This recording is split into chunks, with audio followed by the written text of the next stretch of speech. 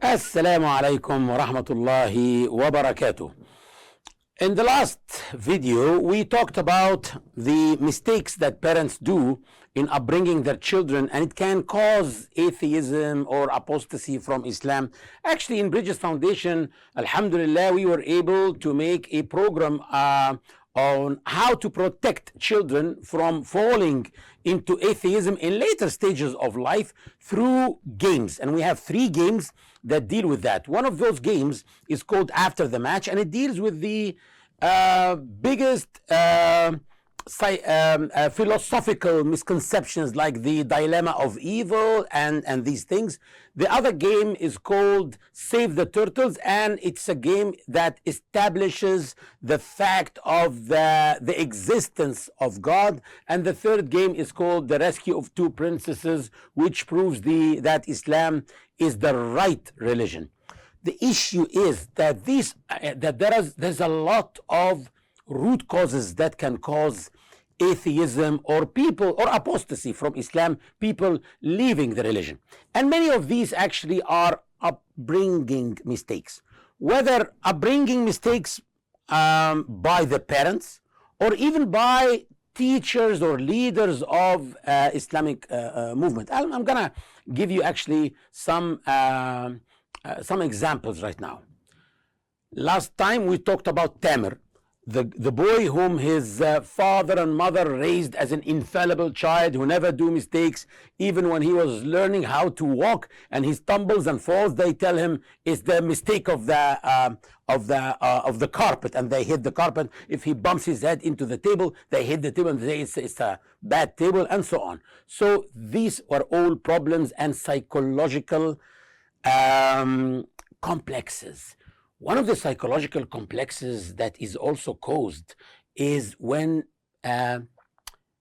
parents talk in the presence of their children in a way that is not respectable of the religion of Allah. For example, I had a case of a girl who left Islam, and when we dug into the problem, we found that her trauma mainly was because her mother is a convert, and she wore hijab, but she kept always complaining about hijab.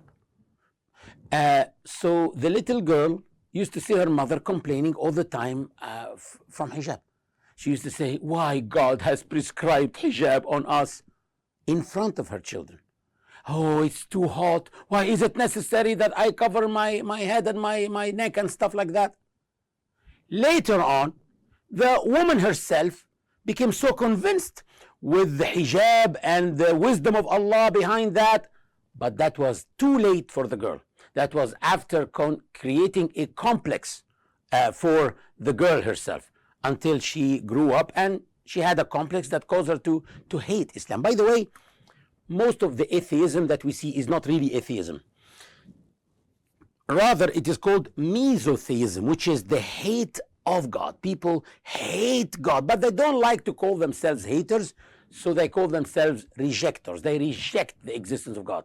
But if you, for example, ask some of them, they tell you, haven't you seen what's happening to the children in Syria or whatever? Okay, that's not a matter of the God exists or not then. It's a matter of the characteristics of God. Is he merciful or not? But has nothing to do with his existence. But they don't tell you that. One of the cases also was a boy whom his father always used to complain from fasting, because his father was a smoker, and he really found that it's hard for him to fast. So he always used to complain and say, why did Allah prescribe fasting on us? I really don't know. I could have prayed 20 times a day. I don't have a problem paying my zakah. But why fasting? Fasting is hard, and so on. So speaking in a way that is not respectable like that about Allah or about the religion or about the worship of Islam can create a complex in the minds and hearts of our children. So people have to be very watchful and very careful how to talk about what they don't understand in front of their children. Okay, that's one of the things. Also, there is also other things Like, for example, the teachers of religion who teach Islam in the wrong way. For example, I had a person who was brought to me also, who left Islam to Christianity, and he became Christian. And this boy, when I sat with him, he said, well, I was brought in a very religious household, but I learned that Christians are bad people.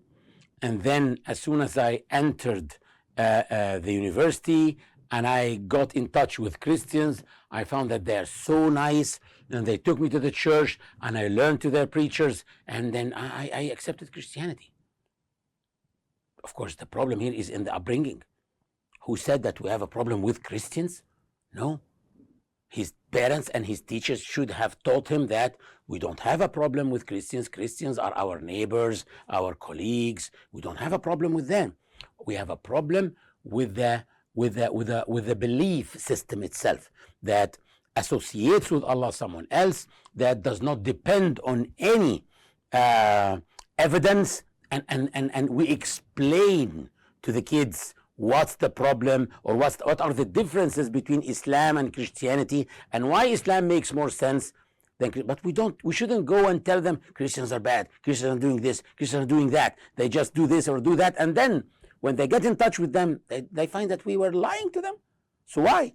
Of course, this boy, alhamdulillah, returned back to Islam through a film or a documentary that we have. It's a video on YouTube. You can check it yourselves, called Missionaries' Deception. Okay, and actually this is one of the very good videos that we have, and the rate of success is 97%. 97% of the cases that we dealt with through this video returned back to Islam and left Christianity after embracing it.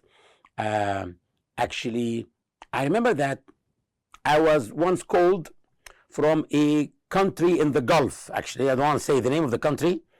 And they told me, well, we have a girl who accepted Christianity 2 years ago, and she's refusing to sit with anyone. And finally, she accepted to sit after like a big dispute with her mother. So she said, okay, I'm going to sit only once with one person. So they called me and they said, can we please send you a ticket? You will come, you'll be our guest, you will come and sit with her. I said, fine. I went, and upon arrival, the girl changed her mind and she doesn't want to meet with me. I waited for about 3 days. Every day they tell me, please give us a chance. We will convince her today. And then at the last day, after 3 days, I said, I have to go back to Egypt. Actually, I have my work and I have my business. They said, okay, we are very sorry. And they took me to the airport. And there I gave them a DVD with this, that had this film on it, Missionaries' Deception. I told them, tell her in this challenging way, this guy whom you punished and you locked him up in his hotel room waiting for you for 3 days to meet him is challenging you to stay a Christian for 1 minute after watching this film. By the time I arrived in Egypt, taking my luggage, I received a call from a number in the Gulf that is not registered on my phone. I said yes. She said, I am Noura, and I'm not Christian anymore. So that's why we need to educate ourselves, educate our children about our religion and about the differences between our religion and the religions that are there in the market that they can see and that are presented for them all the time. This is really, really very important. One of also the mistakes is the mistake of religious leaders and imams. And this actually happened in many Arab countries after the Arab Spring. And after, for example, that when young people saw that the Islamic movement has won elections and brought presidents and stuff like that, and then this did not last. And within a year, everything changed, and they lost, and the falsehood won over the truth. So they were raised that God will bring victory to the believers. God will always make the believers victorious.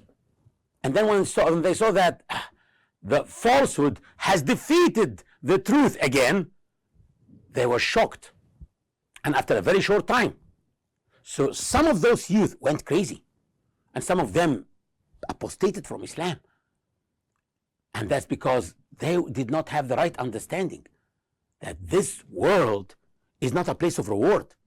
This world is a place of test. Falsehood and truth are struggling against each other from day one in this world. And the fight continues between falsehood and truth all the time. Until Judgment Day, it will continue to be there.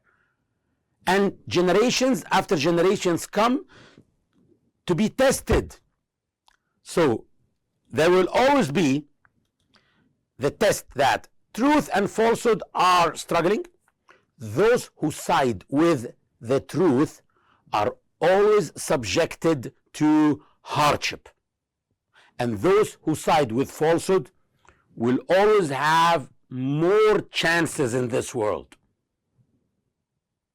Why? Because this is a test. If the case was like that, those who stand with the truth will become ministers and presidents all the time. And those who stand with falsehood will be thrown in jails and prisons and maybe killed and stuff. What is the test? It's a too easy test. And tests that are too easy are flawed, because they will not differentiate between good and bad people like that. Imagine that the exam of the medicine department or the medicine faculty is too easy that every single student passes with excellent degrees. This is a problem because the test did not differentiate between good doctors and bad doctors here. Those who deserve to be doctors and those who do not deserve to be doctors. So the test must be hard to an extent if it's a good test. So the case is, most of the time, falsehood will dominate. Truth will always be struggling against falsehood.